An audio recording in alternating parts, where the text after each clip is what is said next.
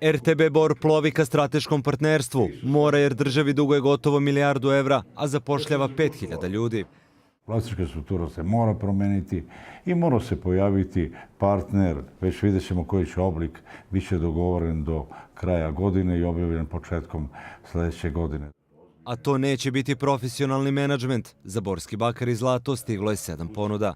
Od toga 4 izuzetno ozbiljne, znači jedna ruska kompanija, 2 kineske i jedna kanadska kompanija. Rudnik je bio na ivici bankrota, sud je 2016. prihvatio plan reorganizacije na 8 godina koji predviđa smanjenje broja radnika. Međutim, te mere izostaju.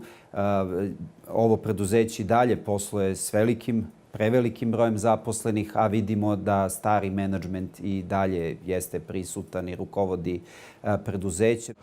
Sindikati kažu neće biti otkaza, novom vlasniku poručuju. Broj zaposlenih će moći da se smanjuje prirodnim odlivom.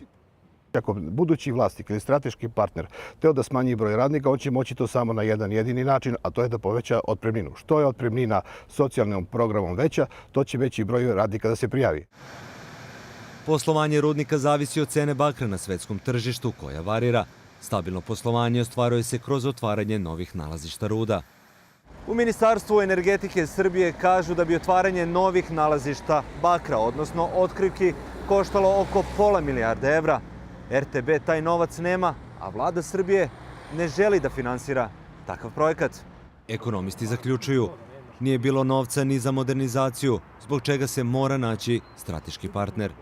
RTB Bor je dugo godina, rekao bi možda 2,5 decenije, raubovao praktično svoju supstancu u smislu da niti je mnogo ulagao u novu opremu, niti je mnogo ulagao u otkrivke. Praktično se eksploatisalo ono što je do tada bilo raspoloživo i sada smo došli u neku situaciju da se mora platiti cena takvog ponašanja u proteklih 2,5 decenije.